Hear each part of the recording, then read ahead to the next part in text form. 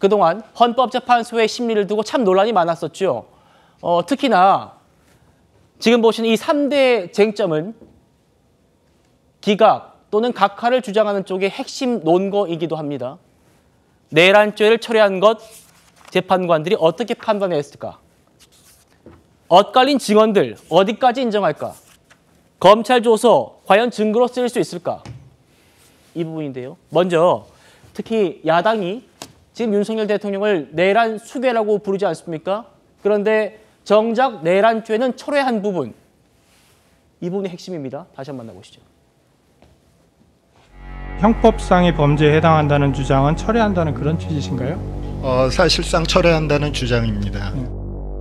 쉬운 말로 하면 말장난이고, 한마디로 얘기하면 내란죄에 자신이 없거나 탄핵소추한 것이 잘못됐다거나 또 기일이 조금 연장되는 부분을 막기 위한 꼼수라고 볼 수밖에 없습니다. 식당에 가서 갈비탕을 시켰는데 갈비가 안 들어간 갈비탕이 나오면 갈비탕입니까? 갈비탕이 아닙니다. 그러면 그 돈을 내야 됩니까? 안 내야 됩니까? 이건 너무나 상식적인 얘기입니다. 김영주 의원님. 네. 어제 국회에서요. 헌법학 교수들이 모였습니다. 그 지적을 한 게 두 가지가 있던데 그 절차적 부분과 관련해서 첫 번째로 탄핵 소추안에 있었던 그 내란죄 철회한 거 이거 형사소송법으로 따지면 공소장을 철회한 건데 그러려면 국회 의결이 있어야 한다. 국회 의결이 없었단 말입니다. 그리고 두 번째가 1차 탄핵 소추안 이게 부결됐었어요. 그렇죠? 작년을 기억해 보시면요. 그런데 그 부결된 소추안을 회기만 바꿔가지고 똑같은 소추안을 그대로 의결했다. 이것도 지금 절차적으로 위헌이라는 그런 얘기들이 나오더라고요. 네.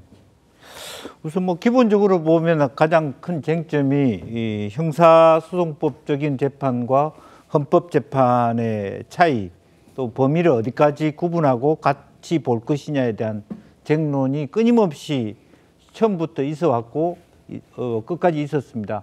그다음에 이제 절차적 정당성에 대한 부분. 그렇기 때문에 이것이 중간 정도 되고 나서는 여당의 일부는 이 말하자면 그 인용이냐 기각이냐 보다는 각하라고 하는 부분에 말하자면 세력을 집중해서 논의할 수밖에 없었다라고 하는 부분이고, 또 권위 있는 헌법학자들이 각하 가능성에 대해서 굉장히 지적해 왔던 것이 바로 지금 세 가지 부분에 대한 문제가 있다라고 방금 윤곽근 변호사도 얘기한 것처럼 그런 부분입니다만은 이제 그럼에도 불구하고 뭐 민주당이나 야권의 입장은 내란죄라고는 뭐 뺄 수 있다고 하지만 내란에 준하는 범죄 행위, 그 본질은 변함없다라고 하는 부분이고요.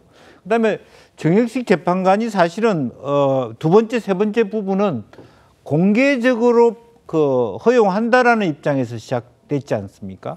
이제 그런 부분을 끝까지 내부적으로 토론이 있었지만 어떻게 정리됐느냐가 아마 이번 재판의 핵심 같습니다. 그러니까 전문 증거를 어디까지 쓸 수 있느냐, 그다음에 홍장원과 같은 본인이 검찰에서 말할 때조차도 약물 때문에 제정신이 아니었다, 오락가락한 자기 증언에 대한 자기 배신, 그런 부분에 대하여 그것을 다 통째 날리고 난 다음에 11번의 재판이 충분히 그 내용을 말하자면 공수처나 검찰이나 경찰이 수사했던 것을 다 배척한 이후에 나왔던 증거라든지 증인들이 충분했는가, 이것이 가장 큰 이번에 어떤 재판의 핵심적인 부분일 거고, 그다음에 후속적인 부분이 바로 그런 겁니다. 어떤 결과가 나올 수는 있어요. 그런데 한쪽이 승복하지 않게 되면 저 세 가지 쟁점을 들고 말하자면 반발하고 승복하지 않겠다라고 얘기할 가능성이 많기 때문에 이게 굉장히 중요한 포인트다, 저는 그렇게 봅니다. 여기 있는 두 번째요. 재판에서 나온 증거와 정황만으로 내란죄가 성립한다고 과연 볼 수 있느냐. 왜냐, 우리가 봤습니다만 핵심 증인들의 증언이 증언 때만 나오면 말이 바뀌는 경우들이 적지 않았기 때문입니다. 먼저 홍장원 전 국정원 1차장 얘기입니다. 검거를 요청, 위치 추적과 이렇게 돼 있어요. 검거를 좀 지원해 주십시오. 검거의 요청이 있었다. 뭐 그런 의미로. 그 말은 검찰 조사에서도 얘기하지 않았잖아요. 여인영 사령관이 검거를 요청했어요? 굳이 얘기할 필요가 없잖아요. 자기들이 검거하러 나가 있는데 왜 국정원이 체포를 하러 다녀요? 체포할 인원이 있어요? 국정원에?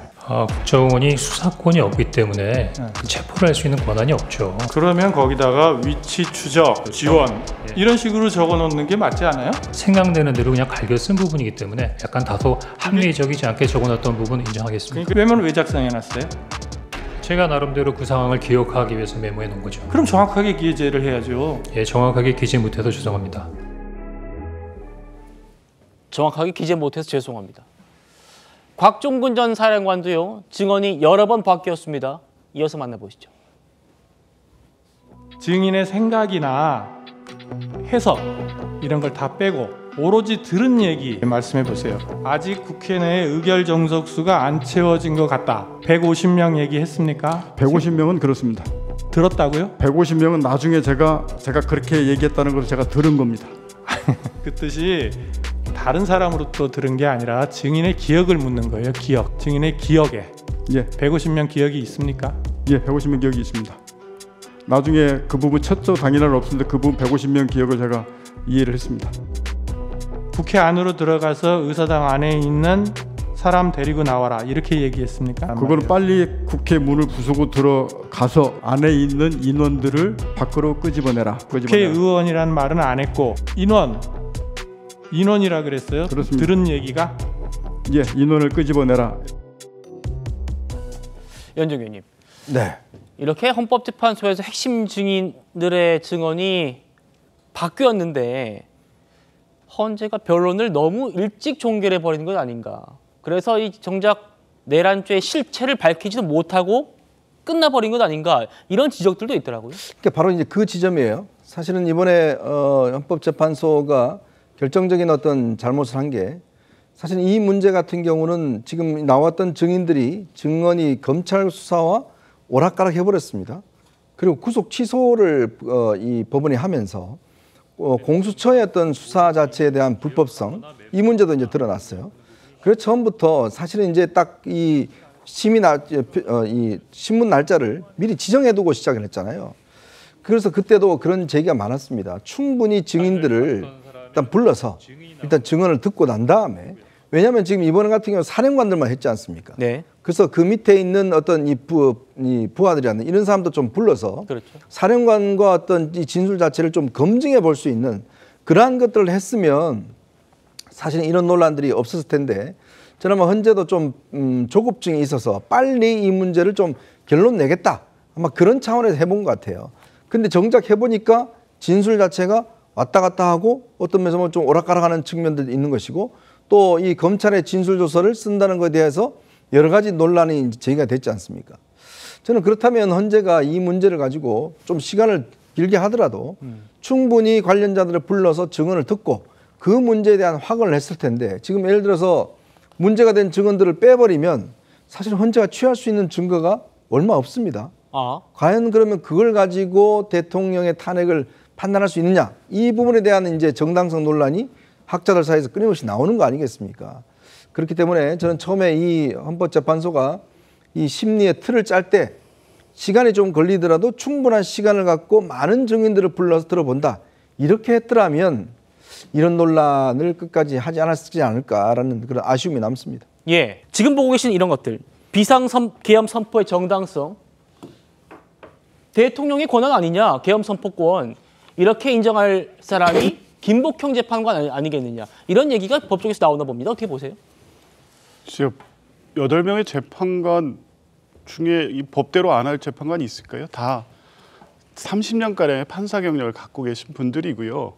밖에서 정치적 유불리에 따라서 성향을 나누고 공격의 대상으로 삼고 했던 것이지 저는 적어도 8인의 재판관들이 헌법과 법률에 따라서 판단을 할 거라고 보고 그게 우리가 분석하고 밖에서 비판했던 방향으로 이념적 어떤 성향에 따라서 어떤 하나의 방향을 정해놓고 결론을 내온 과정은 아니었을 거라고 보고요. 그렇게 보면 뭐 비상계엄 선포의 정당성이라든가 포구령 1호의 위헌성, 국회활동 방해, 선관위 압수수색, 주요 인사 체포 지시 5개 쟁점 사항에 실체적인 위헌 위법 여부에 대해서는 의견을 달리할 재판관은 저는 없다고 봅니다.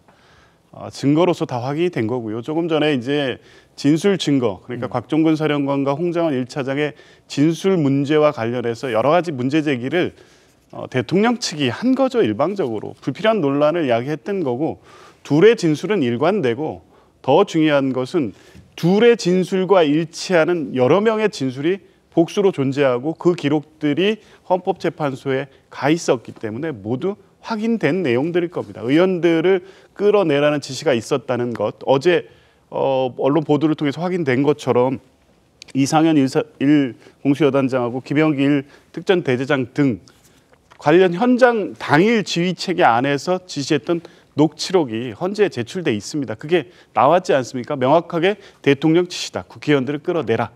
라는 지시가 있었다는 내용이 수사에서 확인이 됐고, 그 기록이 헌재에 가 있다고 하면 곽종근 사령관 관련해서 아까 정영식 주심이 몇 가지 표현의 문제를 가지고 꼼꼼하게 따진 것은 있지만 진술의 신빙성을 의심한 것은 아니라고 보여지고요. 홍장원 차장의 체포 명단도 마찬가지입니다. 조지호 경찰청장이라든가 여러 명의 진술이나 또 수사 과정에서의 그 증거를 통해서 동일하게 나오고 있기 때문에 예. 이 실체적 위헌 위법 여부를 인정하는 데에서 증거상 아무 문제는 없을 것이고, 지연되는 데 있어서 절차 문제를 제기한 재판관은 있었을 것으로 봅니다. 아까의 소추사의 동일성 문제를.